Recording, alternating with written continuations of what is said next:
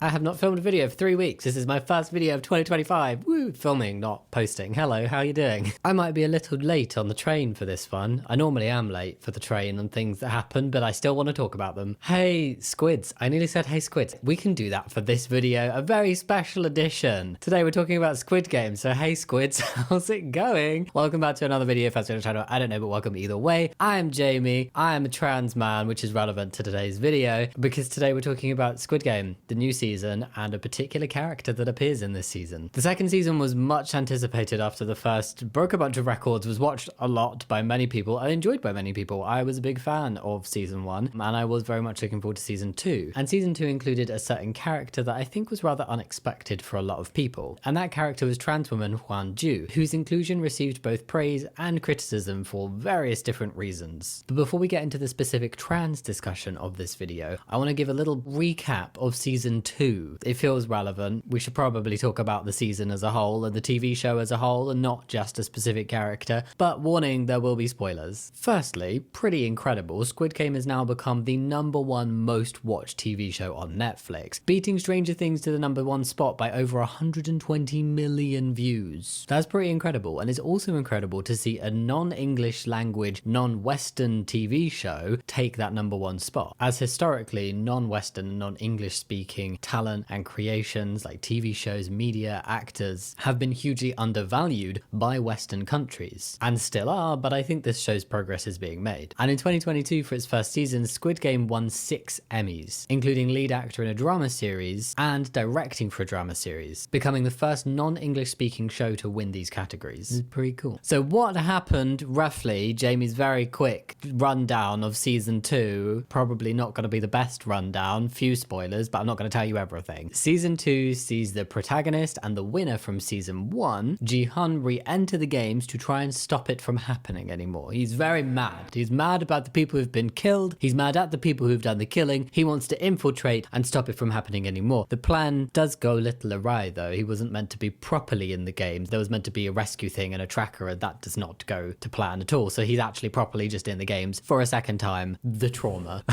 There are different games being played by contestants this time. It does start with red light, green light again, but I really enjoyed the fact that there was that familiar kickoff and then the games differed, which was also part of the storyline, because Ji-hun thought that he was going to know what's coming up and he had a bit of an upper hand and he could help people, but no, there were surprises. It definitely felt like the games were not as big a part of this season though, which does make sense, but I also really enjoyed seeing them, so yeah. And a big new thing this time is that players were actually able to vote after each game whether they wanted to stay or go. They voted for an O if they wanted to stay and an X if they wanted to go, and whichever side won the majority, all the players had to do that. So if like there were 100 players and 51 voted to stay and 49 voted to go, all 100 players would stay. 3 guesses how this goes throughout the season. It's very frustrating to watch this bit, but what's really cool in terms of watching the show is it creates this new divide between contestants, and you've got like the stay side and the go side, and that divide grows stronger and stronger as the games progress. There's also a new antagonist to the show, and you know, a villain, everybody loves a villain, and we've got Thanos this time. Yes, after the Marvel character, and his sidekick. Very frustrating. A lot of the scenes they're in are just very frustrating to watch. And we also have Young Il, who is actually In-ho from season 1, who was the black mask guy running the games in season 1, and he's back, but this time he's player 001. And if you've watched season 1, you know that in season 1, player 001 was also an insider for the games. He was Il-nam, the creator of the games. So watching it, I was like, come on, Ji-hun. The first player 1 was an insider. Are you not going to have at least a little bit of hesitation forming an alliance with this guy? No, it does not make the connection. Very frustrating. And then this season also included more behind the scenes of the pink suit guards, their dynamics, who they are, what they do, interactions between them, that kind of thing, and a whole organ harvesting storyline. Very dark. And basically the season builds into an attempt from Ji-hun and his allies to overthrow the the guards and get to the control room and stop the games. They steal a bunch of guns. There's a lot of death. It's a big dramatic ending to the season. And that's it. That's all I'm going to say about season 2. So if you've not watched it, that might not have been terrible spoilers. I'm not very good at explaining TV shows, but I hope you enjoyed it. So I've seen mixed reviews to season 2. I feel like it generally hasn't been enjoyed as much as season 1 was. I personally am in a similar boat with that vibe. I binged season 1. I absolutely loved it. I was really looking forward to season 2. And then I kind of watched season 2 a bit more slowly. It didn't initially grab me. It felt a little bit slower in the beginning. There were a lot of things coming together. So I just kind of watched it an episode at a time. But overall, I did like it, but it definitely felt like it was a setup season for some big finale in season 3 or some big reveal or whatever, or ending. And I'm looking forward to that more. So of course we had a wonderfully annoying cliffhanger at the end of season 2 in setup for season 3. I did also like the new games, particularly the 6-legged race. The concept was interesting. Although doing the maths, they would have been in that room for a really long time because there were a lot of teams and all of them looked really difficult and they had a very small amount of time. And I'm kind of thinking, is it realistic that so many people would have made it through on these games? But maybe it is. It was an enjoyable episode to watch, an entertaining episode to watch, I should say. But like I said earlier, the games didn't feel like as much of a focus. They didn't seem to get as much screen time as in season 1, which is not necessarily a criticism. It makes sense, but the actual games and the stress of watching the games and seeing what the games were and how they were played was one of the biggest things I enjoyed about season 1. So that's why this season felt a little bit lacking for me. I also think player numbers dropped off really suddenly and very quickly without as much focus on who was dying. It felt like there were less big deaths, if that makes sense. There were some nearer to the end. It definitely felt like a lot of the people we were following stayed alive for quite a while, or stayed alive right until the end of the season. And before, there was a bit more emphasis on how people died, and the people that you maybe have formed a attachment to through watching the show have now died and how they died, blah, blah, blah. But yeah, it was more just like the cash flowing in at the end of each round. And it's like, oh my goodness, suddenly after not very many games, we've gone from 456 players to 100. So yeah, overall, I'm looking forward to season 3 and seeing where the storyline goes. But I didn't enjoy the season as much as the first season. But there was one thing that I did really enjoy, and that was the trans character, which is kind of a spoiler as to whether the trans rep was good, but we'll come back to that in a second. Because today we're not here for a deep dive into the storyline or a review. I wanted to specifically talk about how season 2 introduced us to a trans character, specifically a trans woman. This was something that's caused both controversy and excitement from viewers of the show. There was the usual transphobic upset. Ultimately, this is going to be very bad for them. Unless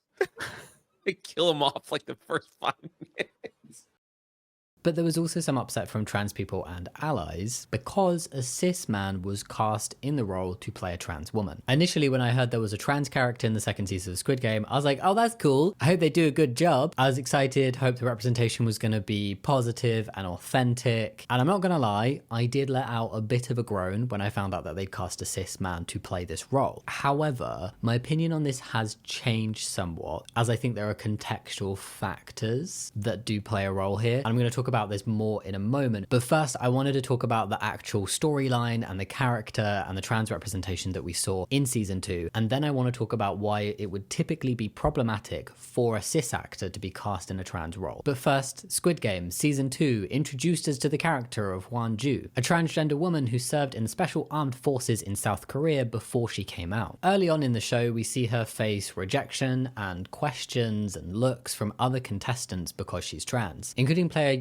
149, Jun-ya. She is an older woman who questions if Hyun-ju is a man or a woman, and why would anybody want to not be a man, and why would anybody want to transition, until her son metaphorically gives her a little elbow in the side and is like, shush, you can't say that. I did legit buckle in for her to be problem for Hyun-ju through the season and just live up to that stereotype of like a older, closed-minded person who doesn't understand or doesn't want to understand the trans experience. But just hold on, because there is character development here. Hyun-ju is simultaneously a leader and quite a bold character and quite an important part of the storyline, but I felt like the show didn't shy away from her insecurities as a trans woman. From her body language to the way she spoke about elements of her transition and coming out, to asking everybody to turn around when she was playing Jeji because she she was self-conscious about aspects of her body and she didn't want everybody looking at her. But then she also goes on to teach a bunch of men how to use an assault rifle. She risks herself in games such as Mingle in order to save other teammates, and she does a bunch of other kick-ass stuff. She's actually a very cool character, in my opinion. She opens up about why she's in the games in the first place, and that is because when she came out as trans, her friends and family rejected her and she was fired from her job. She subsequently built up debts because she was not in a job, and she was also trying to fund her transition, and she wants the money from Squid Game to finish her personal transition and move to Thailand to start a new life for herself. It felt like a very natural way to build in some of the difficulties that a lot of trans people can face, such as job insecurity and being fired and facing discrimination in that sense, and also facing discrimination from family and friends and isolation and loneliness and the difficulty of healthcare and the expense that can come with transitioning. Included all of that within the show and within her storyline without making it feel shoehorned in or forced or unnatural. Everybody's there with a reason of why they want the money, and this just happened to be Hyun-ju's reason. We're seeing people there to pay off gambling debt,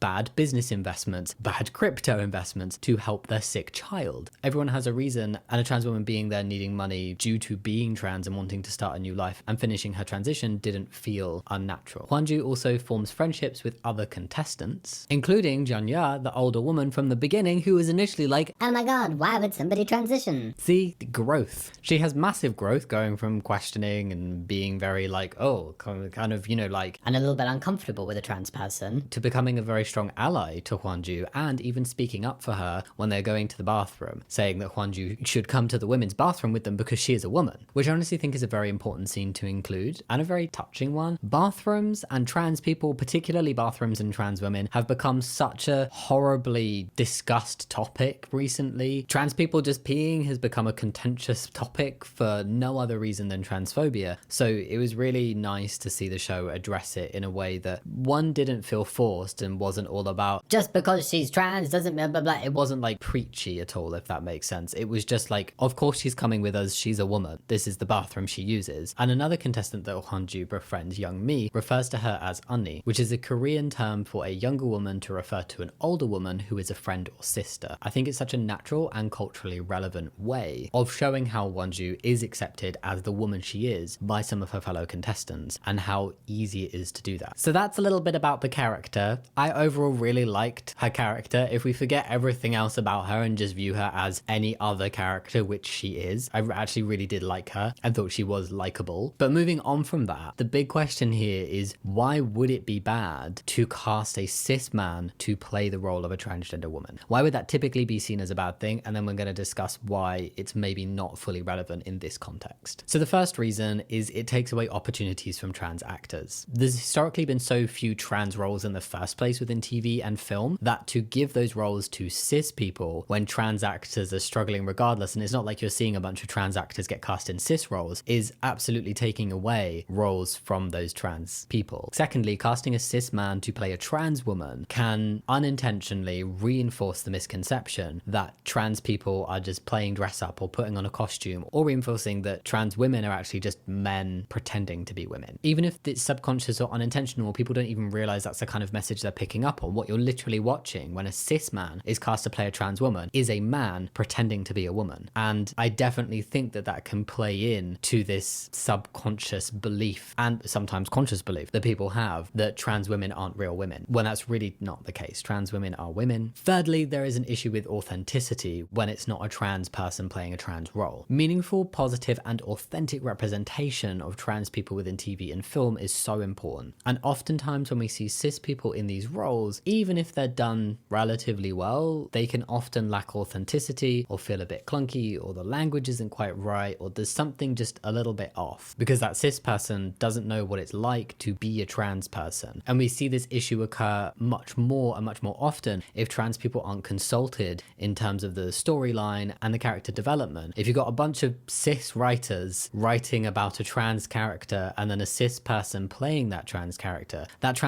is not going to be authentic. It's highly unlikely there's going to be true authenticity in that character. It's crucial to have preferably trans people on both sides where a trans person is playing the role and there's trans people in the back end consulting on how the character is developed and their storyline. But at the very least, you need one of those things to be happening. And I think we've seen a lot of progress in recent years within Western media and in terms of Hollywood, where there's a lot more opportunities for trans actors because there's a lot more trans trans representation happening, and a lot more good trans representation happening, and meaningful trans representation. And we're also seeing more trans actors actually being cast to play those roles. And as well, on the back end, more trans people being consulted in the development of these roles and storylines. We've, for the most part, progressed from the days of bad trans representation, where trans people were the butt of a joke, or trans people were seen as repulsive in some way, such as in Ace Ventura, and also just so many of your favorite TV shows from the 90s and stuff, and early noughties, not all of which even would depict a trans person, but just would speak negatively or make a transphobic joke about trans people. And I do think we very much, for the most part, moved beyond that, and we had a period of time where we would see decent trans representation and actual like stories being told that highlighted trans people's experiences, where trans people were not the butt of the joke and it wasn't done in a negative way, but where cis actors were still being cast to play these roles. And now what we're seeing happening a lot more is, one, I feel like if you went back 10, 15 years, the amount of trans actors and trans celebrities that an average person could name off the top of their head would be practically zero. Whereas now I think we do actually have that representation where a lot of people would be able to name at least a few, like Laverne Cox and Elliot Page. We're seeing that increased visibility trickle into now progressing to positive trans representation and good trans storylines that are played by trans people, such as in Heartstopper and Umbrella Academy. If we visualize like a little graph that goes from good trans representation to bad trans representation, and then played by a trans person and played by a cis person, what we don't want is bad trans representation ever, regardless of if it's played by a cis actor or a trans actor. Although I don't think I've ever seen bad trans rep played by a trans actor, because those actors will typically have some form of involvement in the character development and the storyline. Yes. And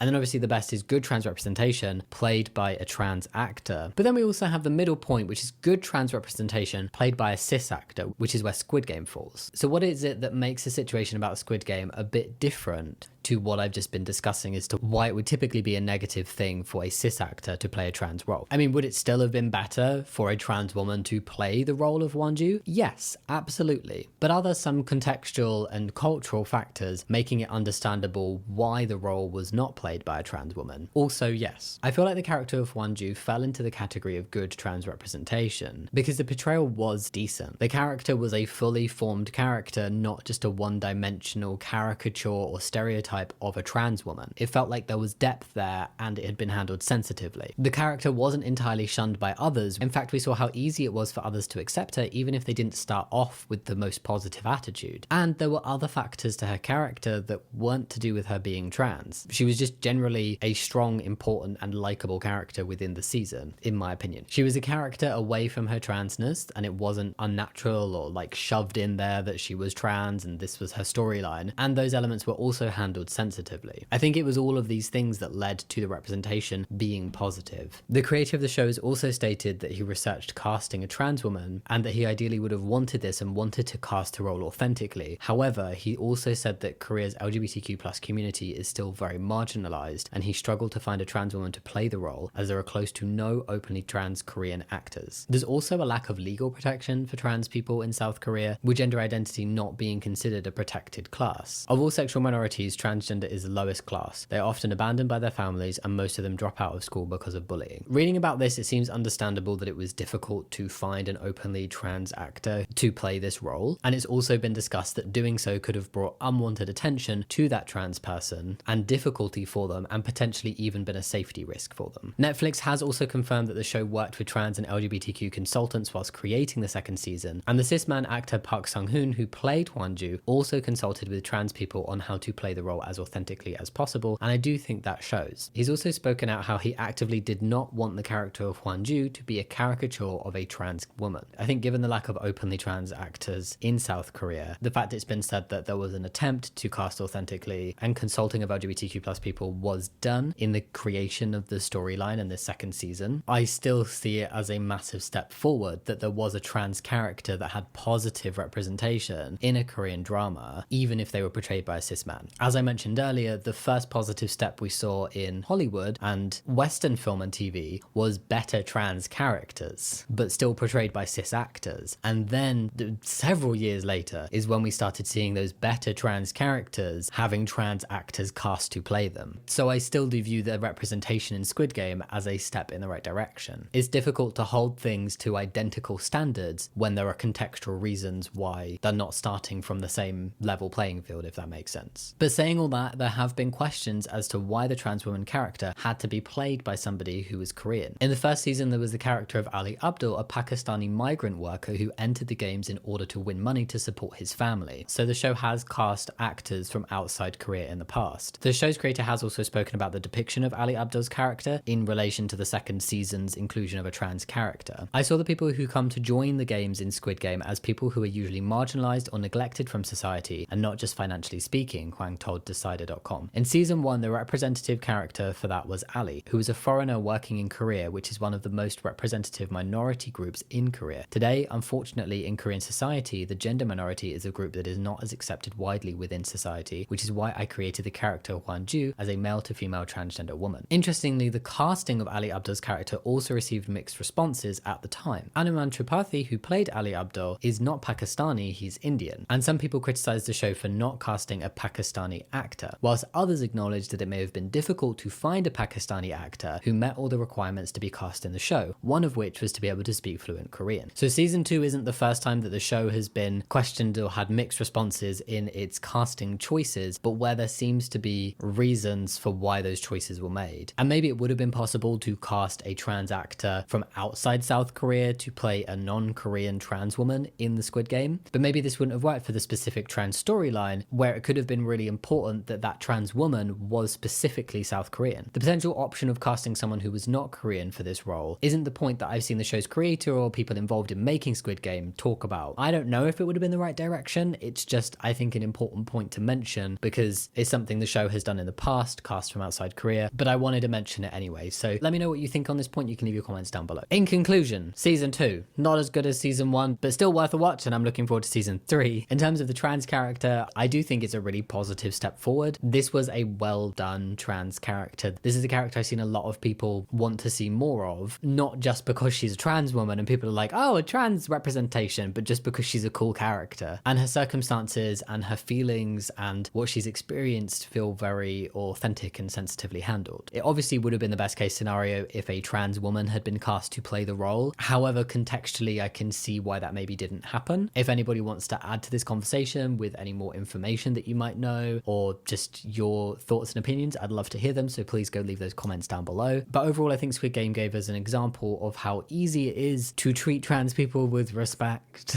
and just like any other person, even if you initially have prejudices. Hyun-ju is not shown as being repulsive to the other contestants. She's not the butt of jokes. She's not a stereotype of a trans woman. She becomes an integral part of her group within the show and the storyline as a whole, and I think is a pretty cool character. So yeah, let me know what you think down in the comments below. I hope you enjoyed watching this video, and yeah, thank you so much for watching. I'll see you next time. Much love. Bye.